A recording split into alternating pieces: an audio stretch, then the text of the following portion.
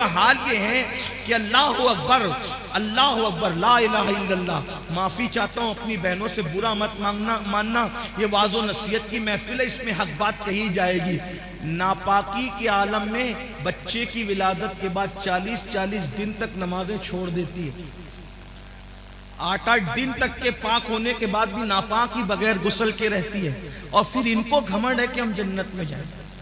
جس کے بستر پہ قرآن نازل ہوتا ہے، ایسی پاکیزہ جس کی تطہیر میں، جس کی پاکیزگی اور جس کی عظمت و عصمت کی شان بیان کرنے کے لیے اللہ نے سورہ نور کی آیتیں نازل فرمائی ہیں. جس کی طہارت اور پاکیزگی اللہ بیان کرے، وہ اللہ اکبر.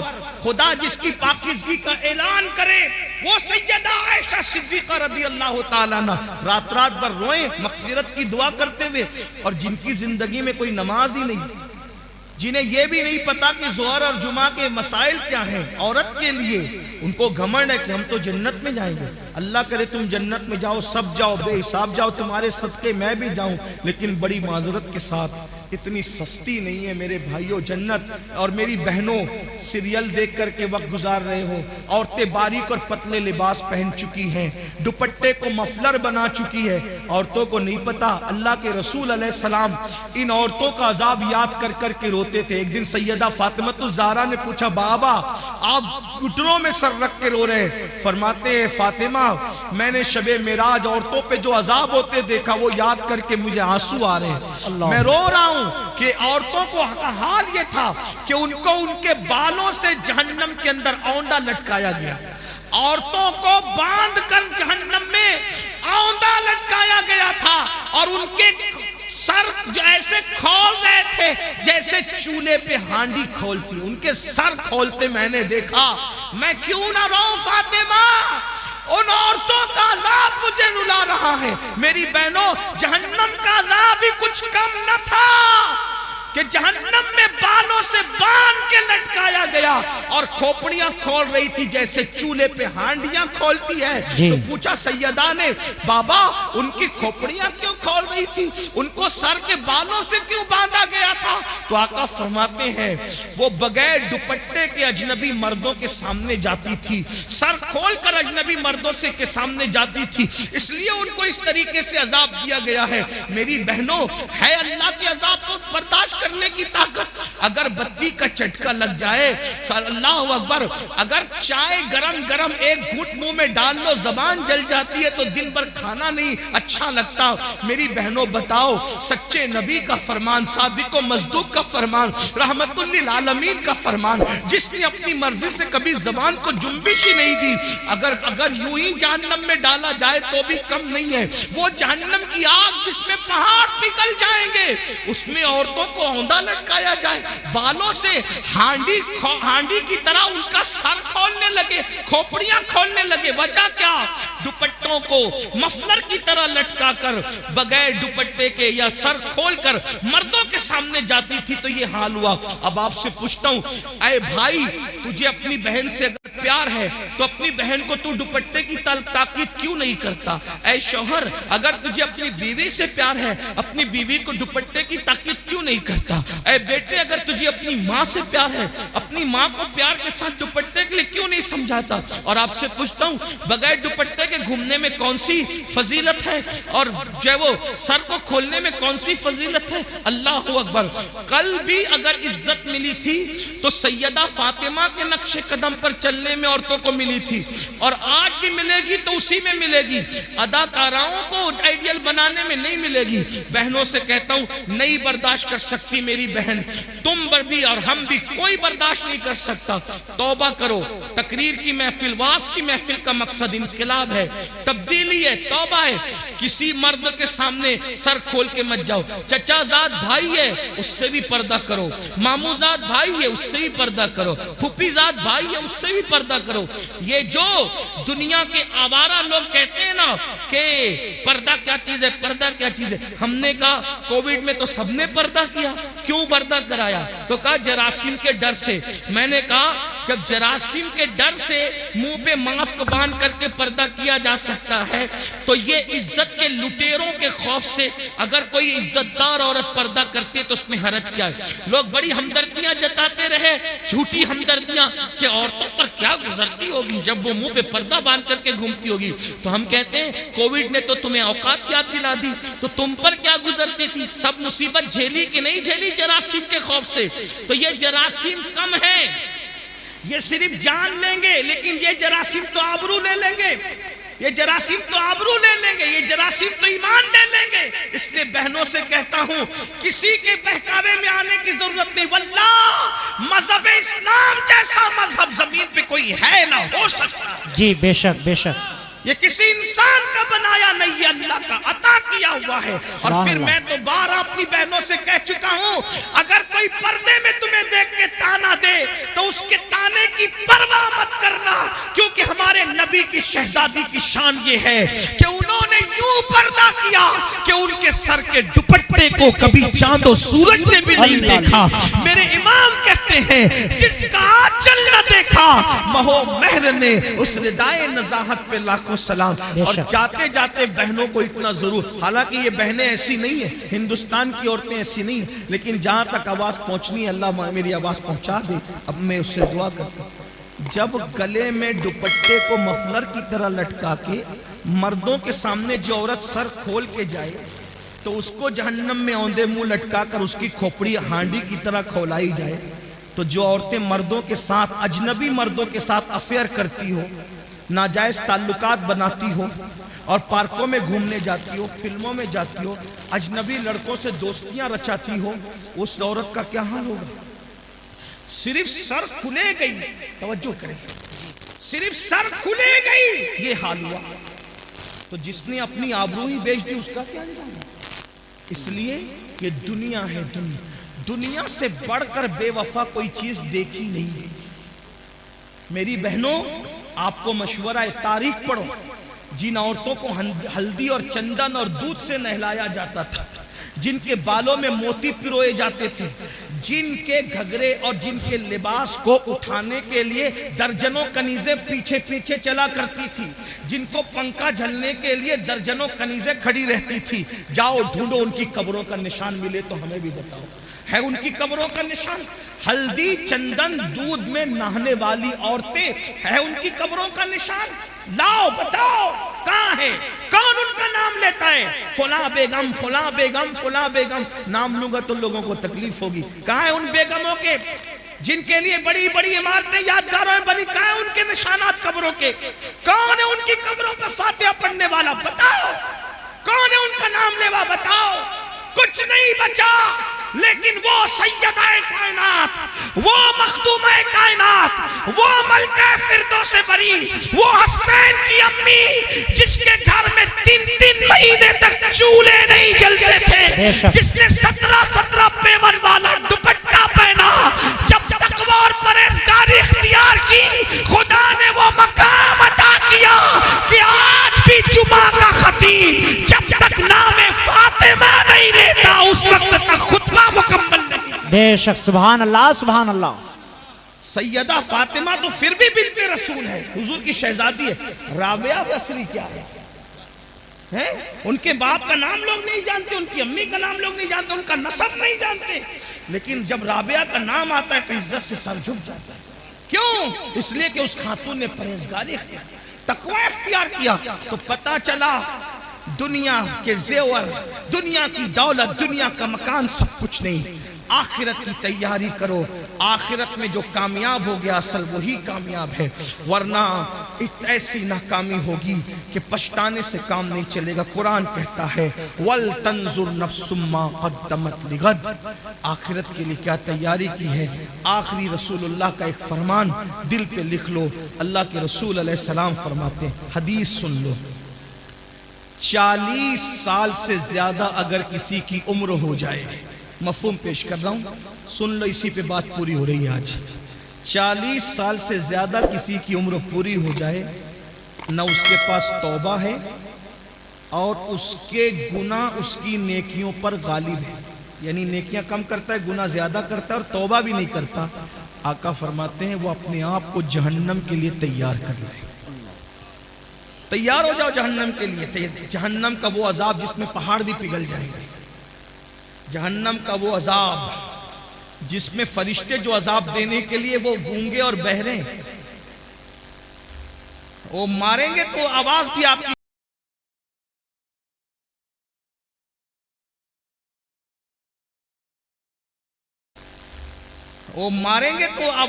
کی چیخ پکار کی لوگوں کی سنائی نہیں دے گی. ایسا عذاب ہوگا، نہ کسی کان نے سنا نہ کسی آنکھ نے دیکھا. اس کی حقیقت کو مکمل طور پہ بیان نہیں کیا جا سکتا. آقا ارشاد فرماتے صلی اللہ علیہ وآلہ وسلم کہ اللہ کے عذاب کو جو میں جانتا ہوں اگر وہ تم بھی جاننے لگو تو تم ایسے پگھلنے لگو گے جیسے نمک پانی میں پگھل جاتا ہے، ایسے پگھلنے لگو گے. عذاب کی حقیقت اگر تم پہ واضح ہو جائے، فرمایا تم گوشت کھانا چھوڑ دو، اچھا لباس پہننا چھوڑ دو، مسکرانا چھوڑ دو، ہنسنا چھوڑ دو، اور تمہارا حال یہ ہو جائے کہ جنگل میں پاگلوں کی طرح پھرتے رہو، کسی سے بات چیت نہ کرو. یہ ہے عذاب الہی پر پردہ ڈال کر کے جو ہے وہ اس کی حقیقت کی طرف اشارہ بھی کر دیا گیا اور ہمیں واضح طور پر یہ بتا دیا گیا کہ خدا کا عذاب برداشت کرنے کی طاقت نہیں ہے. انبیاء روتے رہے، اولیاء روتے رہے، صحابہ روتے رہے. سیدنا صدیق اکبر جن کا یہ مہینہ چل رہا ہے، 22 تاریخ کو ان کے وصال کا دن ہے، جمادی الاخر کی 22 تاریخ. صدیق اکبر کہتے تھے پرندہ کتنا خوش نصیب ہے. لوگ کہتے تھے پرندہ خوش نصیب ہے، آپ کہہ رہے ہیں آپ کتنے خوش نصیب ہے. فرمایا افسوس یہ پرندہ مر کے مٹی بن جائے گا، مگر ابو بکر کو اللہ کی بارگاہ میں جواب دینا ہوگا، رب کی بارگاہ میں حساب دینا ہوگا. افسوس ابو بکر کہاں سے لائے گا جواب دینے کی طاقت، اللہ کی بارگاہ میں منہ کھولنے کی طاقت کہاں سے لائے گا. فاروق اعظم کہتے تھے کاش میں پرندہ ہوتا اور کوئی ذبح کر کے کھا لیتا اور میرا قصہ تمام ہو جاتا، بھولا بسرا ہو جاتا تو اللہ کی بارگاہ میں جواب دینے سے بچ جاتا. حضرت عثمان غنی کہا کرتے تھے کاش میدان محشر میں جواب نہ دینا پڑتا. مولا کائنات رات کی آخری حصے میں کون لوگ ہیں میرے بھائیوں جن کے نام سے مصیبتیں ٹلتی ہے. مولا علی رات کی آخری حصے میں اللہ کے خوف سے ایسے تڑپتے تھے جیسے کسی کو سانپ ڈس لے وہ کیسے تڑپتا ہے، ویسے مولا علی تڑپ تڑپ کے روتے تھے اللہ کے خوف سے. ہمیں کیا ہو گیا ہے، نہ نیکی ہے، نہ نیک اعمال ہے، نہ نماز کی توفیق ہے. سب اپنی مرضی سے اپنی طبیعت سے زندگی گزار رہے ہیں، آخرت بھول بیٹھے. آخرت کو مت بھولو، جلد قبر میں جانا ہے، جلد میدان محشر میں جانا ہے. اللہ کو راضی کر لیا تو دنیا سے بہت بہتر ہے آخرت. والآخرت خیر و ابقا، آخرت بہتر بھی ہے، باقی رہنے والی بھی ہے. آخرت کی تیاری کرو، آخرت کی فکر کرو. میرا رب اپنے بندوں سے کس طرح مخاطب ہے، ارشاد فرماتا ہے یا ایھا الذین آمنو، اے ایمان والو. اندازہ تو کریں ہم سے پہلے کسی امت کو، ہم سے پہلے نہ موسیٰ علیہ السلام کی امت، نہ یوسف علیہ السلام کی قوم، نہ یعقوب علیہ السلام کی قوم، نہ ابراہیم علیہ السلام کی قوم، کسی امت کو اس لقب سے نہیں پکارا گیا. اگر یہ پکارا جا رہا ہے تو صرف امت محمدیہ کو پکارا جا رہا ہے، اور اس کی وجہ یہ نہیں کہ ہم بہت بڑے ہیں، نہیں، بلکہ وجہ یہ ہے کہ اللہ نے ہمیں محبوب کی امت میں پیدا فرمایا. بے شک، بابا بابا بابا، محبوب سے پیار ہے تو محبوب کی امت سے بھی پیار ہے. سبحان اللہ. کیا کہا جا رہا ہے، اے ایمان والو، اے ایمان والو اتقوا اللہ، اے ایمان والو اللہ سے ڈرو. اور پھر وَلْتَنْظُرْ نَفْسٌ مَا قَدَّمَتْ لِغَدٍ، قیامت کے دن کے لیے تم نے کیا روانہ کیا، قیامت کے دن کے لیے تم نے کیا بھیجا، اپنی آخرت کی تیاری کے لیے تم نے کیا روانہ کیا. اس سلسلے میں غور کرو، اس سلسلے میں فکر کرو. اندازہ فرمائیں میرے پیارے آقا صلی اللہ علیہ وآلہ وسلم کے پیارے دیوانوں، ذرا غور تو کریں. اللہ رب العزت ہمیں فکر دے رہا ہے، مولا کریم ہمیں بیدار فرما رہا ہے. اللہ کی مشیت ہمیں غفلت سے نکالنا چاہتی ہے کہ اے ایمان والو اللہ سے ڈرو، اور کل کے لیے یعنی قیامت کے دن کے لیے تم نے تیاری کیا کی ہے. اس سلسلے میں غور کرو، اس سلسلے میں فکر کرو، اور اس کے بعد پھر کہا جا رہا ہے وَاتَّقُوا اللَّهَ، اور اللہ سے ڈرو، ان اللہ خبیر بما تعملون، کہ بے شک اللہ تمہارے اعمال کی خبر رکھتا ہے، یعنی رات کی تاریکیوں میں جو کچھ کرتے ہو اس کو بھی اللہ جانتا ہے، دن کے اجالے میں جو کچھ کرتے ہو اس کو بھی اللہ جانتا ہے۔ غفلت کی زندگی جینے والوں، مکان دکان کاروبار پر اترانے والوں، اللہ اکبر، آئیے ہماری زندگی کی 6 منزلیں ہیں، ہماری زندگی کی 6 گھاٹیاں ہیں، ہماری زندگی کے سفر کے 6 مراکز ہیں۔ مثال کے طور پر ہمارا پہلا سفر مٹی سے لے کر خمیر تک کے تھا، ہمارا دوسرا سفر باپ کی پیٹ سے لے کر ماں کے پیٹ تک تھا، ہمارا تیسرا سفر ماں کے پیٹ سے لے کر دنیا میں آنے تک تھا، ہمارا چوتھا سفر دنیا سے لے کے قبر تک ہے، اور 5واں سفر قبر سے لے کے حشر تک ہے، اور 6واں سفر حشر سے لے کر یا تو کوئی خوش نصیب جنت میں جائے گا یا تو کوئی بد نصیب جو ہے وہ جہنم کا ایندھن بنے گا۔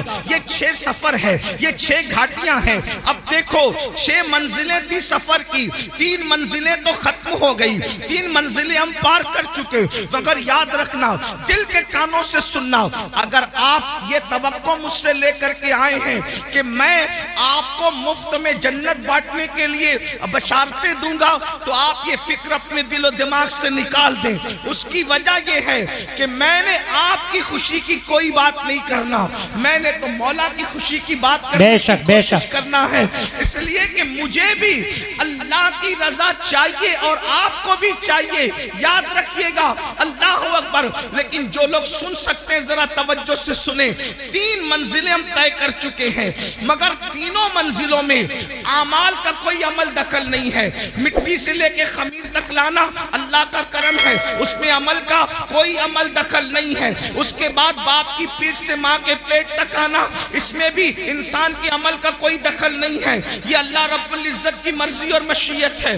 اس کے بعد جو ہے اللہ اکبر، ماں کے پیٹ سے دنیا میں آنا، اس میں بھی عمل کا کوئی دخل نہیں ہے۔ لیکن اب دنیا سے جو قبر بہتر ہوگی، اس میں اللہ نے عمل کو ذریعہ قرار دیا ہے۔ ایمان کے بعد عمل صالح، قبر اسی کی سورے گی جس کے اعمال بہتر ہوں گے، حشر اسی کا سورے گا جس کے اعمال بہتر ہوں گے، جنت میں وہی جائے گا ایمان کے بعد جو اچھا عمل کرے گا۔ اب آئیے نا، ہماری زندگی کی 3 گھاٹیاں باقی ہے، نمبر 1 قبر، نمبر 2 میدان محشر، اور نمبر 3 یا تو جنت ٹھکانہ ہوگا یا پھر اس کے علاوہ۔ اللہ اکبر، اندازہ فرمائیں میرے آقا صلی اللہ علیہ وآلہ وسلم کے دیوانوں، اب مجھے بتاؤ دنیا کے اندر ہم کتنی غفلت میں زندگی گزار رہے ہیں، دنیا کے اندر کس قدر غفلت کا شکار ہے۔ کوئی دکان کر رہا ہے، کوئی مکان کر رہا ہے، دنیا کے اندر اتنے ڈوب گئے، اللہ کا نام لینے کی فرصت نہیں، اللہ کی عبادت کی فرصت نہیں۔ آئیے میں بہت طویل گفتگو نہیں کروں گا، لیکن ایک بہت اہم بات آپ کے کانوں سے گزارنا چاہتا ہوں۔ اللہ اکبر، اللہ اکبر۔ ایک مرتبہ سیدنا عیسیٰ علی نبینا علیہ السلام اپنے حواریوں کے ساتھ، یعنی اپنے ساتھیوں کے ساتھ ایک بستی سے تشریف لے جا رہے ہیں۔ جب آپ بستی سے تشریف لے جا رہے تھے تو آپ نے کیا دیکھا کہ بستی کے لوگ سب کے سب مر کے اوندھے پڑے ہوئے ہیں، اوندھے منہ پڑے ہوئے بستی کے اندر۔ اللہ کے پیغمبر حضرت سیدنا عیسیٰ علیہ السلام نے پوری بستی کو اوندھے منہ مردہ پڑا ہوا دیکھا تو حضرت عیسیٰ علیہ السلام نے ارشاد فرمایا اپنے حواریوں سے کہ دیکھو اللہ کا عذاب آ گیا اس بستی پر، یہ بستی اللہ کے عذاب کی وجہ سے ہلاک ہو گئی، اللہ نے ان کو مار کر اوندھے منہ ڈال دیا ہے، اللہ ان سے ناراض ہے۔ اس وقت حواریوں نے پوچھا اے اللہ کے مقدس نبی، یہ بتائیں کہ آخر کس جرم کی وجہ سے ان پہ عذاب آیا، عذاب آنے کی وجہ کیا ہے؟ تو حضرت عیسیٰ علیہ السلام نے پوچھا مولا میرے حواری یہ جاننا چاہتے ہیں کہ ان پر عذاب کیوں آیا, عذاب آنے کی وجہ کیا تھی. تو اس وقت اللہ رب العزت نے وحی فرمائی عیسیٰ جب رات تاریک ہو جائے, جب رات اندھیری ہو جائے تو اس وقت رات کی تاریکی میں آپ آواز دیجئے گا, آپ آواز لگائیے گا, تب آپ کو یہ بتائیں گے کہ کس وجہ سے ان پر عذاب آیا, عذاب آنے کی وجہ کیا ہے. اللہ اکبر. جب رات تاریک ہو گئی تو حضرت سیدنا عیسیٰ علیہ نبینا علیہ السلام نے ایک آواز لگائی بستی والوں یہ بتاؤ کس وجہ سے تم عذاب میں گرفتار ہو گئے. اب دل کے کانوں سے سننا, ایک بندے کی جو لاشیں آندھے منہ پڑی ہوئی تھی, آندھے منہ پڑی ہوئی لاشوں میں سے ایک لاش سے آواز آئی اے اللہ کے پیغمبر عیسیٰ علیہ السلام ہم کو جو عذاب میں گرفتار کیا گیا اس کی دو وجہ تھی. نمبر ایک ہم دنیا کی محبت میں مبتلا تھے, ہم دنیا کی محبت میں گرفتار تھے. آگے کی گفتگو کرنے سے پہلے اب ذرا مجھے بتاؤ یہ جو آپ کے ذہن و دماغ میں خبط ہے کہ ہم کچھ بھی کر لیں ہم پر کوئی عذاب نہیں آئے گا, یہ بات صحیح نہیں ہے. اللہ اکبر. اس کی تفصیل یہ ہے امت محمدیہ ہونے کی وجہ سے اجتماعی عذاب اس قوم پر نہیں آئے گا, یعنی پوری قوم ہلاک نہیں ہوگی, مگر انفرادی عذاب جو جیسا کرے گا ویسا اس کو بھرنا پڑے گا. قرآن کہتا ہے وَمَا أَصَابَكُم مِّن مُّصِيبَةٍ فَبِمَا كَسَبَتْ أَيْدِيكُم, کہ تم پر جو بھی مصیبت آتی ہے وہ تمہارے عمل کی وجہ سے آتی ہے. بارہا صوفیہ کا یہ قول دہرایا جاتا ہے جو تمہیں ٹھوکر لگتی ہے وہ تمہارے گناہ کی وجہ سے لگتی ہے. اللہ اکبر. جو محفل سے روشنی جاتی ہے وہ بھی ہمارے گناہ کی وجہ سے جاتی ہے, جو ہمارے چراغ بجھتے ہیں وہ بھی ہمارے گناہ کی وجہ سے بجھتے ہیں. اللہ اکبر. آج مجھے بتاؤ کتنے مسلمان ہیں جو سکون کی سانس لے رہے ہیں, ہر جگہ طوفان ہے, ہر جگہ گھر جہنم قدا بنا ہوا ہے. کوئی کہتا ہے مولانا بچی کو رشتے اچھے نہیں آتے, بستر پہ کروٹیں بدل رہے ہیں, بیٹیوں کے لیے تڑپ رہے ہیں, سسکیاں لے رہے ہیں. میں پوچھنا چاہتا ہوں مسلمانوں مجھے بتاؤ بیٹیوں کو اچھے رشتے کیوں نہیں آتے؟ ایسا کہ اللہ نے ان کا جوڑا پیدا نہیں کیا, پیدا کیا ہے. بہنیں ماں اور آپ بھی سن لیں, جو اللہ درخت کے پتوں کو بے جوڑ پیدا نہ کرے, جو اللہ چوٹیوں کو بغیر جوڑے کے پیدا نہ کرے, جو اللہ پھول اور پھلوں کو بے جوڑ پیدا نہ کرے, جو اللہ سر کے بالوں کو بے جوڑ پیدا نہ کرے, جو اللہ ستاروں کی انجمن کو بے جوڑ پیدا نہ کرے, جو اللہ سمندر کے قطروں کو بے جوڑ پیدا نہ کرے, وہ تمہاری بیٹی اور بیٹے کو بے جوڑ کیسے پیدا کرے گا؟ لیکن یہ رشتے کیوں تھمے ہوئے ہیں؟ کہا کسی نے باندھ دیا ہے. میں کہتا ہوں یاد رکھنا میٹر کچھ بھی ہو میری نظر تمہاری گفتگو پر نہیں, ہم تو مصطفیٰ جان رحمت کے غلام ہیں. حضور کی بات پر توجہ کریں گے, اللہ کی بات پر توجہ کریں گے. یاد رکھنا کسی نے باندھا ہو نہ باندھا ہو, کسی نے رکاوٹ پیدا کی ہو یا نہ کی ہو, قرآن کہتا ہے وَمَا أَصَابَكُم مِّن مُّصِيبَةٍ فَبِمَا كَسَبَتْ أَيْدِيكُم, کہ تم پر جو بھی مصیبت آتی ہے اللہ اکبر تمہارے کرتوت کی وجہ سے. سیدنا فاروق اعظم فرماتے ہیں جب تم گناہ کرتے ہو تو قبر انور میں رسول اللہ کو رنجیدہ کرتے ہو. جو قوم اپنے نبی کو قبر انور میں اذیت پہنچائے وہ قوم بستر پر سکون کی سانس کیسے لے سکتی ہے؟ تم خدا کے محبوب کو بے قرار کرتے ہو, پھر اللہ تمہیں بے قرار کرتا ہے. بے شک نیند کی گولیاں کھا کر بھی تمہیں چین کی نیند نہیں, اس لیے کہ تم نے گنبد خضرا میں خدا کے محبوب کو بے چین کیا, حضور کو بے قرار کیا. اللہ اکبر. کون سا گناہ نہیں کرتے؟ آج کہتا ہوں میں بستر پر تڑپتا ہوں, کیوں؟ ہمارے کرتوت. غور کرو, اپنے اعمال کا احتساب کرو.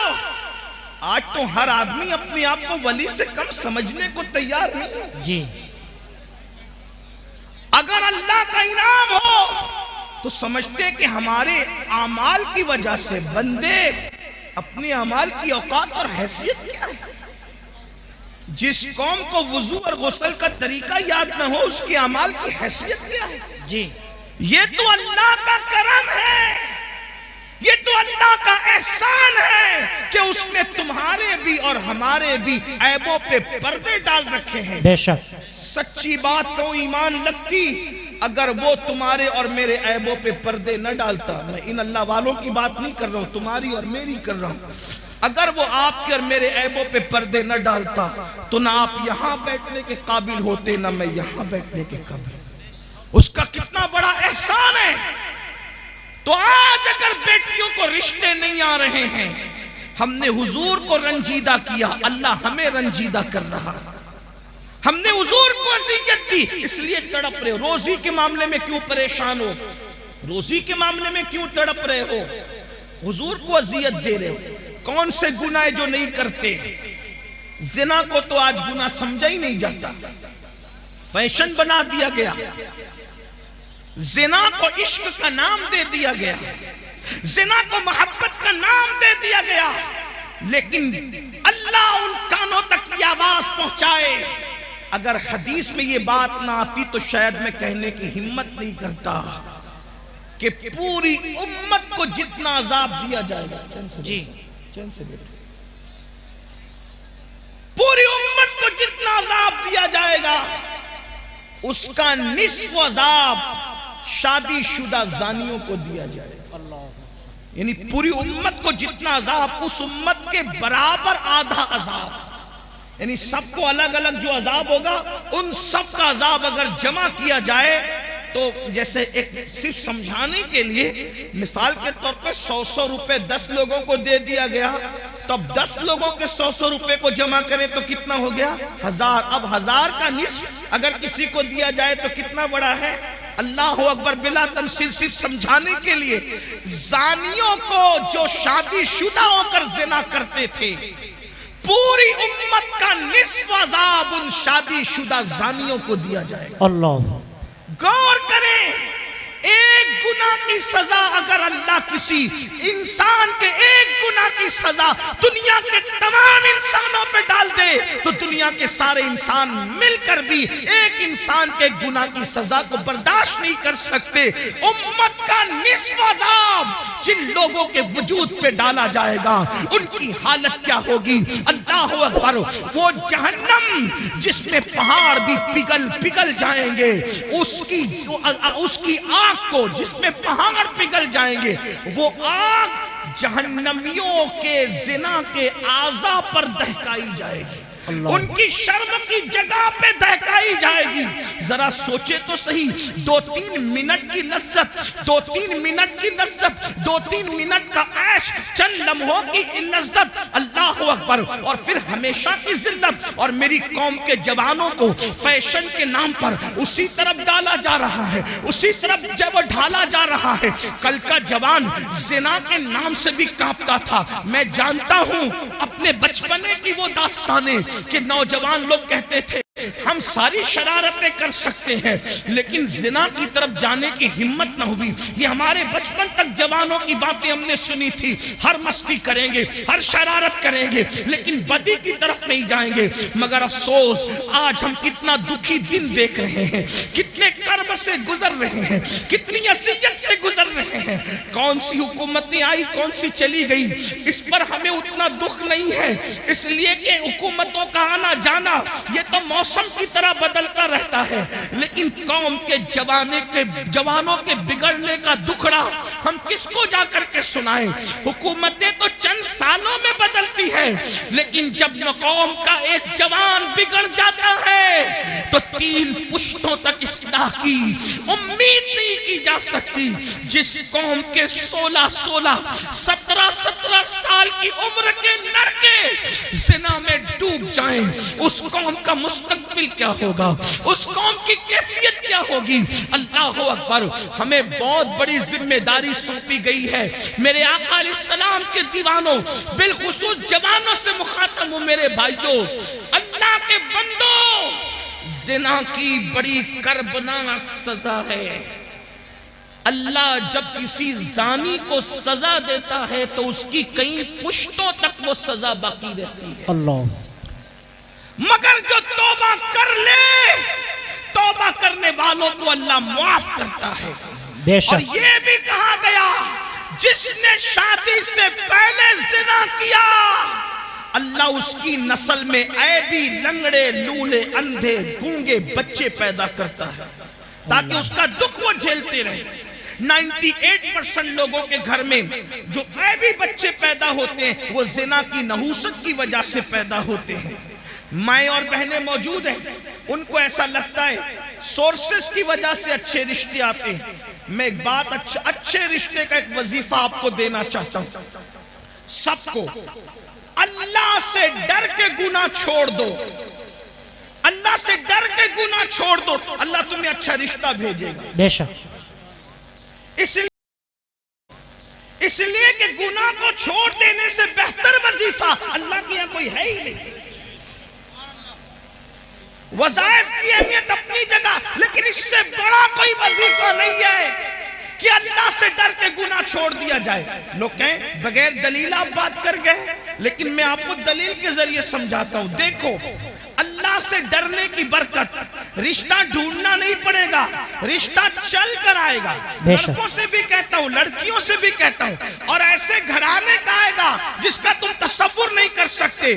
آپ نے اس روایت کو مختلف تناظر میں سنا، آج مجھ سے بھی اس تناظر میں آپ سنیں، غوث پاک کے غلام سے اس تناظر میں سنیں۔ آپ نے سنا ہوگا مدینہ منورہ کی سرزمین ہے، رات کا آخری حصہ ہے، رات کا آخری پہر ہے۔ اس رات کے آخری پہر میں ایک بوڑھی کی کپ کپی آواز نکلتی ہے، بیٹی جلدی سے دودھ میں پانی ملا دو۔ تو جوان آواز کیا آتی ہے، امی جان کیا آپ نے نہیں سنا امیر المومنین نے منع کیا کہ دودھ میں پانی ملا کر کے نہیں بیچا جائے، کیونکہ یہ جرم ہے، یہ دھوکہ ہے، یہ فریب ہے، اس لیے میں دودھ میں پانی نہیں ملا سکتی۔ تو بڑھاپے کی کپ کپی والی آواز آئی، بیٹی امیر المومنین تو سو رہا ہوگا، اس کو کیا خبر کہ ہم دودھ میں پانی ملا رہے ہیں۔ مگر جوان بیٹی کا جواب تھا، امی امیر تو سو رہا ہے مگر اللہ تو ہمیں دیکھ رہا ہے۔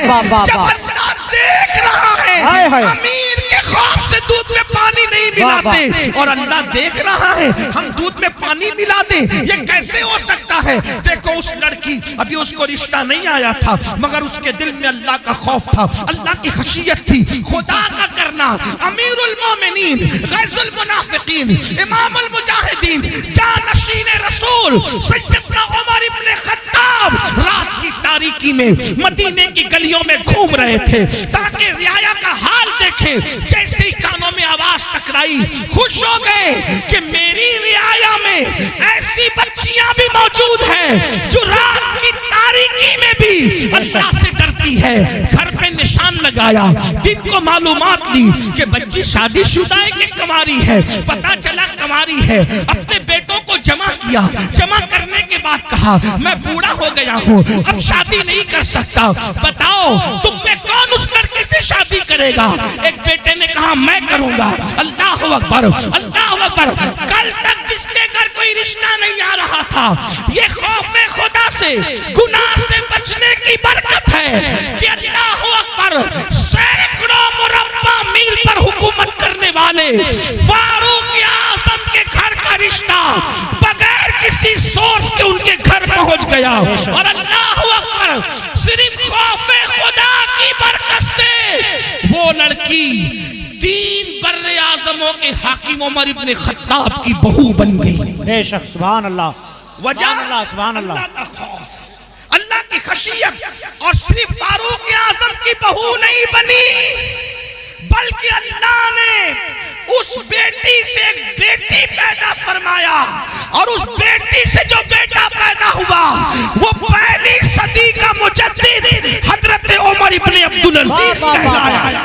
नारे तकबीर, नारे रिसालत। पहली सदी के मुजद्दिद की नानी भी बन गई, उमर इब्न खत्ताब की बहू बनी, और दूसरे उमर की नानी बनी जिसे सानी उमर कहलाया जाता है। अल्लाह अकबर। ये है तो अर्ज क्या कर रहा था, जब हजरत ईसा ने पूछा, ऐ कौम मरे हुए औंधे पड़े हुए लोगों बताओ, अल्लाह ने तुम्हें क्यों औंधे मुंह मार के डाल दिया? तो उन्होंने क्या कहा, हम दुनिया से मोहब्बत करते।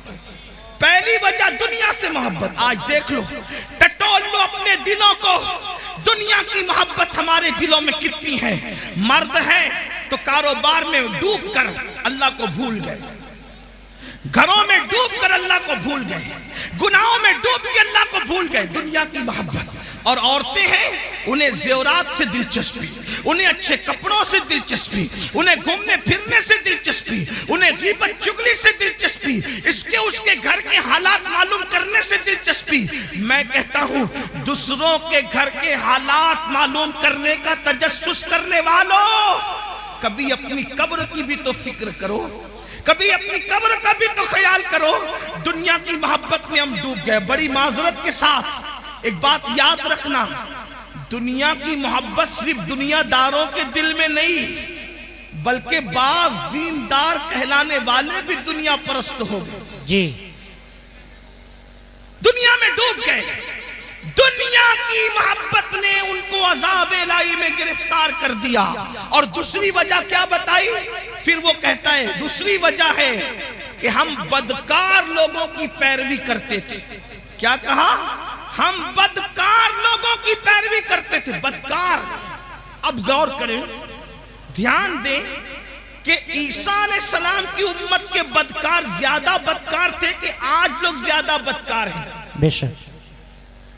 वो कह रहे कि हम बदकारों की पैरवी करते थे, बदकारों की नक्काली करते थे, तो अल्लाह ने हमें मार के औंधे मुंह डाल दिया, अज़ाब में गिरफ्तार कर दिया। ईसा अलैहिस्सलाम की कौम में तो इंटरनेट की नऊसत नहीं थी, इतना तेज रफ्तार दौर नहीं था, समंदर के किनारे जाकर के अय्याशों की होटलें तो उस दौर में नहीं थी। आप गौर करें कि वो लोग अगर बदकारों की पैरवी करें तो मार के औंधे मुंह डाल दिए जाएं। आज मेरी कौम का जवान कितने बदकारों की पैरवी कर रहा है।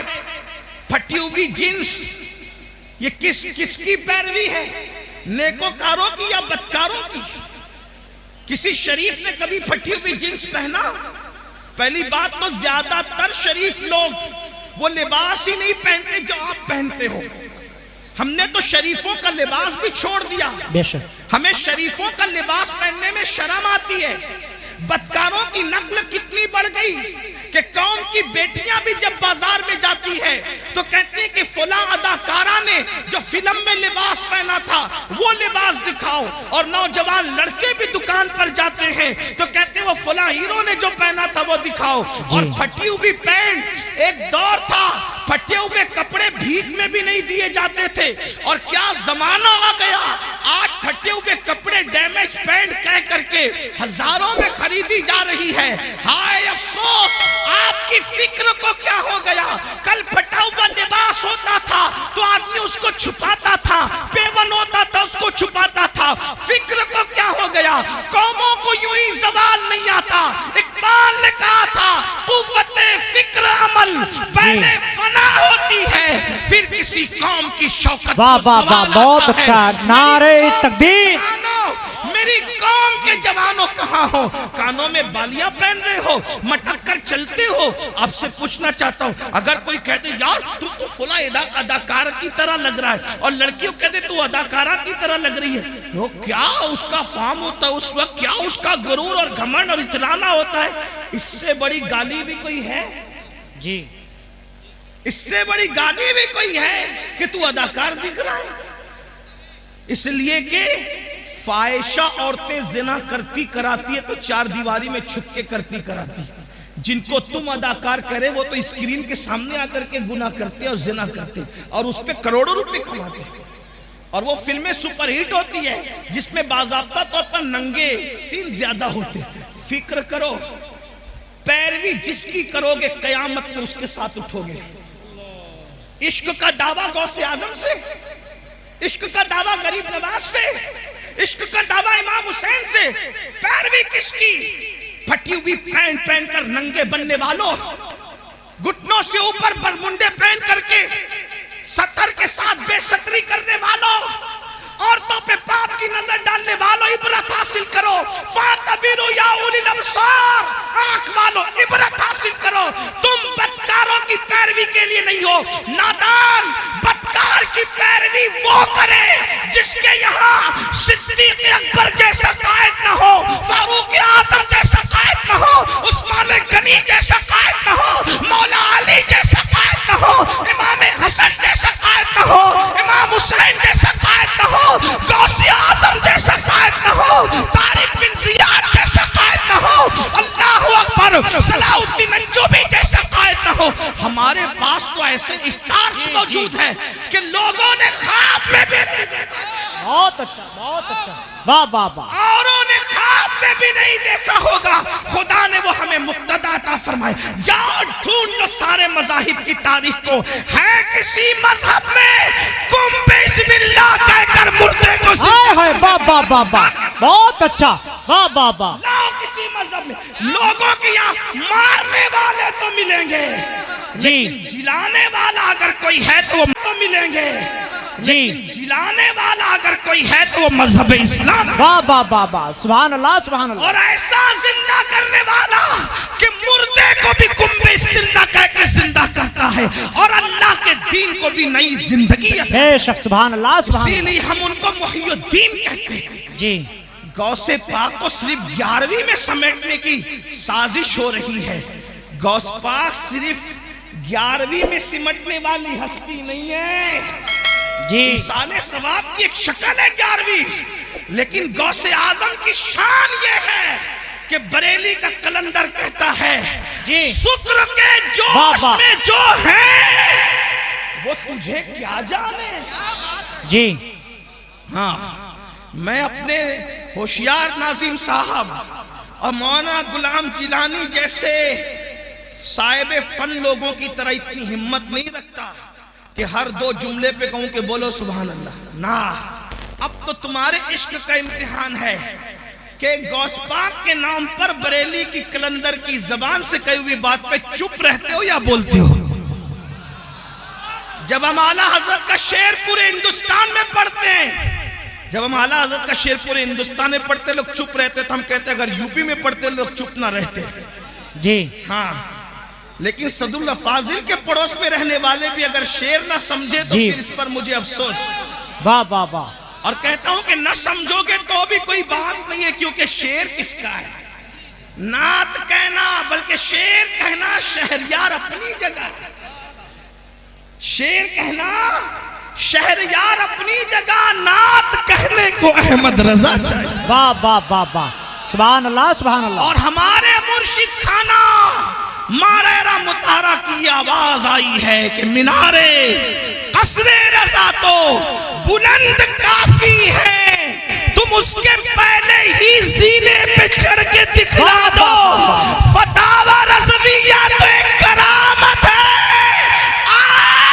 خدائے کے بخششی پر۔ بہت اچھا، نعرہ تکبیر، نعرہ رسالت، علماء اہل سنت حضرت علامہ سید امین القادری صاحب قبلہ، جشن غوث الورا، نعرہ تکبیر، بہت اچھا، سبحان اللہ سبحان اللہ، بخشش کیا کرے، شکر کے جوش میں جو ہیں وہ تجھے کیا جانے، جی وہ تجھے کیا جانے۔ شکر کس کو کہتے ہیں؟ ولایت کی ایک منزل ہے، اب آپ کی توجہ ہے، ولایت کی ایک منزل ہے کہ ولی جب اللہ کی محبت میں عروج پاتا ہے تو اس کی عقل ختم ہو جاتی، وہ اپنے آپ سے بھی غافل ہو جاتا ہے، اس کو کہتے ہیں یہ شکر میں چلا گیا۔ جی ولی ہو کر عشق الہی کے دریا میں غوطہ زن ہے، اس کے بارے میں بریلی کا کلندر کہہ رہا ہے کہ وہ تجھے کیا جانے۔ توجہ ہے آپ کی، توجہ ہے آپ کی، جو شکر کی منزل پہ پہنچ چکا ولی وہ تجھے کیا جانے، جب ولی ہو کر کے شکر کی منزل پہ پہنچ کر میرے امام کہہ رہے وہ تجھے کیا جانے، تو جن کو وضو کے بھی فرائض یاد نہ ہو وہ غوث پاک کی عظمت کیا جانے. واہ واہ واہ واہ واہ. جنہیں نماز کے واجبات بھی پتہ نہ وہ غوث پاک کو کیا جانے. تو کافر غوث پاک کو کون جانتا؟ امین القادری، مولانا غلام جیلانی، حبیبی جو بیٹھے ہوئے، یا پھر یہ ناظم صاحب، یہ نعت خواں صاحب، یا آصف صاحب، کون جانتا ہے؟ کہنا اگر غوث پاک کی عظمت پوچھنی ہے تو ہما شما سے نہ پوچھو، کیونکہ شکر والا ان کو نہیں جانتا. تو جاننے والا کون ہے؟ تو کہتے ہیں شکر کے جوش میں جو ہیں وہ تجھے کیا جانے، خضر کے ہوش سے پوچھے کوئی رتبہ دے. اگر میرے غوث کی شان پوچھنا ہے تو جاؤ اور حضرت سیدنا خضر سے پوچھو کہ عظمت غوث اعظم. بے شک. واہ واہ واہ واہ. نعرہ تکبیر، نعرہ رسالت. بہت اچھا. زندہ باد زندہ باد زندہ باد زندہ باد زندہ باد. بہت اچھا. اب کسی کو مل گئے خضر، توجہ، کسی کو مل گئے حضرت خضر. اس کو شیخ عبدالحق محدث دہلوی لکھ رہے بھائی. کچھ لوگ سوچتے ہیں کہ یہ امین القادری قادری ہے تو غوث پاک کو بہت بڑھا دیتا ہے. اللہ کے بندوں میں نہیں بڑھاتا، میری اوقات کیا ہے؟ ہم بڑے ان کے فیض سے. جی ہم بڑے ہیں، اگر بڑھ گئے ہیں کسی کی نظر میں ان کے فیض سے، ورنہ ہماری کوئی اوقات نہیں. جب تک بکے نہ تھے کوئی پوچھتا نہ تھا. واہ واہ واہ واہ. او میرے مرشد غوث اعظم تو نے خرید کر مجھے انمول کر. اللہ اللہ. واہ واہ واہ. کیا دبے جس پہ حمایت کا ہو پنجہ تیرا، شیر کو خطرے میں لاتا نہیں کتا تیرا. واہ واہ واہ. سبحان اس اللہ سے سبحان اللہ. در در سے سگ اور سگ سے ہے مجھ کو نسبت، میری گردن میں بھی ہے دور کا ڈورا. دور کا، یہ دور بھی سماعت کرے، دور کا ڈورا تیرا. تو اس نشانی کے جو سگ ہیں نہیں مارے جاتے، حشر تک میرے گلے میں رہے پٹا تیرا. بہت اچھا. سبحان اللہ سبحان اللہ. اور لوگ باتیں کرتے ہیں ایسے تھے ویسے تھے، مولانا احمد رضا کو کیا آتا تھا؟ تو وہ کہتے ہیں کہ کہہ لو جو کہنا ہے، زبان تمہاری ہے. کیا مزے کی بات کرتے، کہتے ہیں مجھ کو رسوا بھی اگر کوئی کہے گا تو یوں ہی کر لو رسوا جی بھر کے، لیکن کس کے نام سے رسوا کرو گے؟ کہتے ہیں مجھ کو رسوا بھی اگر کوئی کہے گا تو یوں ہی، ہاں وہی نہ وہ رضا، وہی نہ وہ بریلی والا، ہاں وہی نہ وہ رضا، بندے رسوا تیرا. اگر رسوا بھی کرے گا تو یہی کہے گا نا کہ وہ غوث پاک کا غلام ہے. اور جب غوث پاک کا غلام کہہ دیا تو پھر مقدر کی معراج. بے شک بے شک بے شک. مجھ کو رسوا بھی اگر کوئی کہے گا تو ہاں وہی نہ وہ رضا، جی بنتا ہے رسوا تیرا. تو جب مل گئے خضر علیہ السلام تو کسی نے کیا پوچھا؟ اے خضر بتاؤ غوث پاک کی شان کیا ہے؟ اے خضر بتاؤ غوث پاک کی شان کیا ہے؟ تھوڑا سا سنجیدہ غوث پاک کا ذکر ہو. میں کبھی ناراض نہیں ہوتا، نہ ناراض ہوں گا، آپ میرے آقا کی امتی ہو، لیکن تھوڑا محفل کے آداب بھی. سردی کا موسم ہے، دیر سے لوگ بیٹھے ہیں، اگر کسی کو کوئی حاجت ہو تو جانے دیں. ایک بات آپ سے کہوں یار، اپنی محفل میں کسی کو حاجت ہو تو ہمیں کیا شکوہ ہو سکتا ہے؟ لوگوں کو غوث پاک کی محفل میں حاجت ہو جاتی تھی، اور اگر ہو بھی جاتی تھی تو میرے غوث کی شان کیا تھی؟ ایک مرتبہ ایک صاحب کو حاجت ہو گئی، استنجا کی حاجت ہو گئی. اسی لیے میں لوگوں سے کہتا ہوں جلسے شارٹ کیا کرو، لوگوں کی حاجتوں کا خیال کیا. جب لوگوں کی حاجتوں کا خیال کر کے رسول اللہ نماز مختصر کر دیتے تھے، تو لوگوں کی حاجتوں کا خیال کر کے ہم جلسہ مختصر کر دے تو کون سے چھوٹے ہو جائیں گے؟ جب نماز مختصر کی جا سکتی ہے، لوگوں کی حاجت کا خیال. آقا فرماتے ہیں میرا دل چاہتا ہے میں لمبی نماز پڑھاؤں، لیکن میرے پیچھے بوڑھے بھی ہوتے ہیں، بچے والی مائیں بھی ہوتی ہیں، میں ان کا خیال کر کے نماز مختصر کرتا ہوں. ہائے ہائے. ہاں تو ذرا میں بھی لیکن کو خیال کرتے ہوئے سردی کے موسم سے تقریر بھی مختصر ہی کر رہا ہوں، جتنی مختصر ہو سکتی. توجہ ہے آپ کی. ایک صاحب کو حاجت ہو گئی، استنجا کی حاجت ہوگی اور بالکل آگے بیٹھے. کچھ لوگوں کو آگے بیٹھنے کا شوق ہوتا ہے, آگے بیٹھے, اس لیے کہ یہ شوق بھی پہلے بڑا پرانا ہے, آگے بیٹھے. ہاں, صحابہ کرام بھی آگے بیٹھنے کی کوشش کرتے تھے حضور کے قدموں میں جی. غوث پاک کے غلام بھی آگے بیٹھنے کی کوشش کرتے تھے. سب کے اپنے اپنے انداز ہوتے ہیں. کچھ ایسے بھی میرے بھائی ہوں گے جو انٹرنیٹ پہ بیٹھ کے گھر میں تکیے کے ساتھ لیٹ کر سن رہے ہوں, انہیں سننے کا ثواب تو ملے گا, لیکن محفل کی جو برکت ہے, میں یہ نہیں کہہ رہا انٹرنیٹ پہ نہ سنا کرو, لیکن محفل کی جو برکت ہے, جہاں 40 مومن جمع ہو جائیں ان میں ایک اللہ کا ولی ہوتا ہے. بے شک. ہاں, تو تکیہ لگانے میں یہاں کا لطف کہاں آئے گا, اس لیے کہ یہاں کئی اولیاء خود موجود ہوں گے انشاءاللہ. سوچے تو صحیح, 40 میں ایک ولی ہوتا ہے, ہزاروں میں کتنے ولی ہوں گے, اور کسی کی نظر ہم پہ پڑ گئی تو پھر ہمارے تو وارے نیارے ہو جائیں انشاءاللہ. مقدر سمر جائے گا, کیونکہ نگاہ ولی میں وہ تاثیر دیکھی, بدلتی ہزاروں کی تقدیر دیکھی. اللہ اکبر. تو عرض یہ کر رہا تھا, ایک صاحب کو حاجت ہو گئی, غوث پاک اب بالکل بیٹھے آگے, اور مجمع کتنا, 70,000 کی. غوث پاک کی محفل میں لوگ آتے تھے 70,000. یہ ریکارڈنگ کے لیے چند کیمرے لگے ہوئے, اس پہ پھولے نہیں سماتے لوگ, کتنے کیمرے لگے تھے ریکارڈنگ کے لیے. غوث پاک کی اس دور کی 900 سال محفل میں, 900 سال پہلے کی محفل میں 400 علماء قلم دوات لے کر بیٹھتے تھے اور غوث پاک کا خطاب ریکارڈ کرتے تھے. جی اس کو بے لکھتے شک, بے تھے اس شک. دور میں. سبحان اللہ. 70,000 کا مجمع, 70,000 کا مجمع, اور انسان اتنے, جنات اس سے زیادہ, اولیاء پوری دنیا میں سنتے تھے جب غوث پاک خطاب کرتے تھے. غوث پاک ہے میرے بھائی. حضرت خضر سے جب پوچھنے والے نے پوچھا عبد القادر جیلانی کیسے ہیں, تو کہا ان سے پہلے ایسا ولی نہیں ہوا, اور ان کے بعد قیامت تک ایسا ولی امام مہدی تک نہیں ہو سکتا.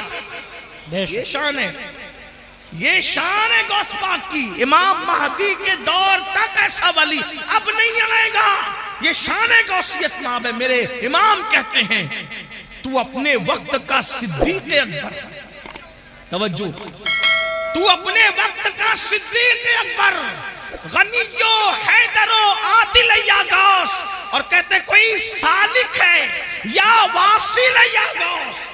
سالک اور واصل کا مطلب, سالک اس کو کہتے ہیں جو ولایت کے رستے پہ ابھی چل رہا ہو, منزلیں طے کر رہا ہو, اور واصل اس کو کہتے ہیں جو ولایت کی منزل پر پہنچ گیا ہو. ہمارے اہل سنت کے عقیدے میں غوث اعظم کیا کہتے ہیں, کوئی سالک ہو یا واصل ہو یا غوث, وہ کچھ بھی ہے, تیرا سائل ہے یا غوث. بے شک, بے شک. کچھ بھی ہو جائے, غوث پاک کا منتا ہی ہے. غوث پاک کے در پر ہاتھ ہی پھیلا رہا ہے وہ. یہ شان ہے غوثیت میں آپ کی. تو میں بات پوری کر دوں, بات مکمل کر دوں. کیا عرض کر رہا تھا, اللہ اکبر. ایک صاحب کو حاجت تھی, غوث پاک صاحب کشف تھے. کشف یعنی اللہ نے ان کو دل میں ایسی چمک دی تھی کہ وہ دلوں کے حالات جان لیتے تھے. اور کشف کے بارے میں سب اقوال موجود ہے, میں اس کی کوئی تشریح نہیں کر رہا ہوں, صرف عوام کے فہم کے حساب سے بات میں نے بتا دی. تو جب دیکھا کہ ان کو استنجا کی حاجت ہے, اپنی چادر ان پر ڈال دی, چادر اٹھا کر ان پر ڈال دی. جب اپنی چادر ان پر ڈالی تو وہ اپنے آپ کو غوث پاک کی محفل میں نہیں پاتے, بلکہ اپنے آپ کو ایک جنگل میں پاتے, جہاں پر نہر تھی, درخت تھا اور جنگل تھا, جنگل میں کوئی نہیں تھا. انہوں نے جلدی جو وہ اپنی چیزیں اتاری, درخت سے لٹکائی, اور لٹکانے کے بعد حاجت سے فارغ ہوئے, وضو کیا. جیسے وضو کیا تو پھر اس کے بعد چادر ہٹائی تو وہ غوث پاک کی محفل میں. بے شک. اعضائے وضو پہ وضو کے اثرات ہیں. اب سوچتے کہ یا اللہ, میں فارغ ہو گیا اور یہ میرے ساتھ ہو گیا, لیکن کچھ چیزیں ان کی وہاں چھوٹ گئی. درخت سے جو چیزیں لٹکائی تو کوئی چیز چھوٹ گئی. اب احساس ہوا کہ یہ چیز چھوٹ گئی, اب وہ آئے گی کیسے, کیونکہ میں تو گیا نہیں وہاں پیر کو چل کے. پہنچایا مرشد نے, پھر چادر ڈالی تو اپنے آپ کو وہیں پایا. تو وہاں جہاں وضو کیا تھا, وضو کے پانی کے اثرات بھی موجود تھے, اور پھر استنجا کے اثرات بھی موجود تھے. تو وہاں سے اپنی وہ چیز دی, پھر چادر ہٹائی, پھر غوث پاک کی محفل. ایک مرتبہ وہی بزرگ جن کو دنیا شیخ علی ابن حیتی کے نام سے جانتی ہے, ایک مرتبہ غوث پاک کے بیان میں بیان سنتے سنتے سو گئے. مقرر پہ بہت بجلی گرتی ہے دوست، جب کوئی اس کی تقریر میں آپس میں بات کرے چلائے یا سو جائے، اس لیے کہ حالانکہ میں وہ آدمی نہیں ہوں، میں تو بالکل عوام میں سے ہوں، ان پڑھ سا آدمی ہوں، میری کوئی حیثیت نہیں، لیکن مقرر جو تقریر 1 گھنٹے کی کرتا ہے نا، کم سے کم 4 گھنٹے وہ محنت کرتا ہے جب 1 گھنٹے کی تقریر تیار ہو، تو اس کو ایسا لگتا ہے یار میں پوری جان نکال کے ڈال رہا ہوں، یہ آپس میں بات کیوں کر رہے ہیں، یہ سو کیوں رہے. لیکن جب سے میں نے واقعہ پڑھا ہے نا تو مجھے کبھی کوئی سوتا ہے تو اتنا ٹینشن نہیں ہوتا ہے. کیوں؟ کیونکہ جب عبدالقادر جیلانی میرے مرشد کی محفل میں لوگ سو جاتے تھے، تو اگر قادری کی محفل میں سو جائیں، او میری بھی کوئی محفل نہیں، محفل بھی تو انہی کی ہے، ہماری کیا محفل. ایک دوست تو کہہ رہے تھے مجھے کہ دیکھو آپ کے نام پہ اتنے لوگ آ گئے. میں نے کہا توبہ کر، میرے نام پہ کون آتا ہے، میری کیا اوقات ہے، میری کیا حیثیت. غوث پاک کے نام پہ آئے، رسول اللہ کے نام پہ آئے، اللہ کے نام پہ آئے. یہ بات آج کے بعد کبھی مت کہنا کہ میرے نام پہ، میری کیا اوقات ہے. میں تو ان کے گداؤں میں سے ایک گدا ہوں، میں تو ان کے منگتوں میں سے ایک منگتا ہوں، ان کے سگوں میں سے ایک سگ ہوں، اور وہ بھی تو میں کہہ رہا ہوں، وہ قبول کر لیں تو ان کا کرم. بے شک میری کیا اوقات ہے. اس طرح کی باتیں نہ کہا کرو. یہ جتنے لوگ آتے ہیں وہ اللہ کے نام پہ آتے ہیں، رسول اللہ کے نام پہ آتے ہیں، اولیاء اللہ کے نام پہ آتے ہیں. ہمارے نام پہ کوئی نہیں آتا، ہمارا نام اس قابل نہیں. ہم تو ابھی اسی فکر میں بیٹھے ہیں کہ ایمان پر خاتمہ ہو جائے تو ہمارے مقدر کی معراج ہے، لیکن اس کی بھی کوئی گارنٹی نہیں ہے کسی کے. آپ کیا سمجھ رہے ہیں؟ بہت دھینگا مستی کرنے کی ضرورت نہیں ہے، اپنی آخرت کی فکر کرو. سرکار غوث اعظم کا مرتبہ کیا ہے؟ مرتبہ دیکھو، ان کی محفل میں سونے والے سو گئے. غوث پاک خطاب چھوڑ کر اس کے آگے ہاتھ باندھ کے کھڑے ہو، مرید کے آگے پیر ہاتھ باندھ کے کھڑا. محفل پہ سناٹا. بھئی اگر کوئی مقرر کسی ایک آدمی کی طرف متوجہ ہو جائے تو کیا حال ہوگا اس کا؟ پورا مجمع، وہ بھی پھر کہتا ہوں 70,000 کا مجمع ہوتا تھا غوث پاک کی محفل میں. اور غوث پاک یہ تو سامنے لوگ ہوتے تھے، جب خطاب کرتے تھے تو کہتے تھے الحمدللہ، پھر چپ ہو جاتے تھے، پھر دوسری بار کہتے تھے الحمدللہ، خطبہ شروع کر دی. لوگ کہتے ہیں اب 2 بار الحمدللہ کیوں کہتے ہیں؟ کب پہلی بار جب کہتا ہوں نا تو پوری دنیا کے جو ولی ہوتے ہیں اپنے اپنے گاؤں میں، اپنے اپنے شہروں میں، اپنے اپنے دیہاتوں میں، اپنے اپنے گھروں میں پہلی بار کی الحمدللہ سن کر سارے کام چھوڑ دیتے اور اٹینشن ہو کر کے خطاب سننے لگ جاتے. بے شک یعنی پہلی بار کی الحمدللہ وہ ان کو مخاطب کیا جا رہا ہے. اب خطاب شروع ہو گیا، اللہ کے شکر سے خطاب. یہ غوث پاک ہے. لوگ کہتے ہیں مجھے انٹرنیٹ پر اتنے 1000 لوگ سنتے ہیں. میں نے کہا انٹرنیٹ کی خیرات ہے میرے عزیز. جب انٹرنیٹ کا نام بھی لوگوں کو پتہ نہیں تھا، جب بھی میرے غوث کا خطاب پوری دنیا کے ولی اپنے اپنے شہروں میں سنا کرتے تھے. بے شک ہاں دنیا بہت پیچھے ہے، مگر اتنا ضرور ہے کہ جب یہ کہہ دیا تو لوگوں نے کہا کیا کہہ دیا، کہانی گلڈی قصہ ہو گیا. میں نے کہا انٹرنیٹ کی چپ پر تو ایمان لایا ہے، اللہ کی قدرت پر کبھی ایمان لائے گا. جب سیٹلائٹ پوری دنیا میں تقریر پہنچا سکتا ہے تو اللہ نہیں پہنچا سکتا. اور یہ سیٹلائٹ بھی کیا اللہ کی قدرت سے باہر ہے؟ معاذ اللہ. دنیا میں جو کچھ جس کے ذریعے سے ہو رہا ہے، جو کچھ ظہور پذیر ہے، وہ میرے اللہ کی قدرت کا کرشمہ. بے شک ان اللہ علی کل شیء قدیر. یہ نصیب کی بات ہے. کوئی سیٹلائٹ کی طاقت کو مان گیا اور کوئی اللہ کی قدرت کو مان کے کہتا ہے کہ اللہ وہ ہے جس نے عبدالقادر کا خطاب بغیر کسی ذریعے کے پوری دنیا کے ولیوں کو سنوا دیا. بے شک سبحان اللہ کی قدرت ہے. جو کچھ ہے وہ اللہ کی قدرت ہے. تو بہرحال سرکار غوث اعظم نے دیکھا ایک بندہ سو رہا ہے.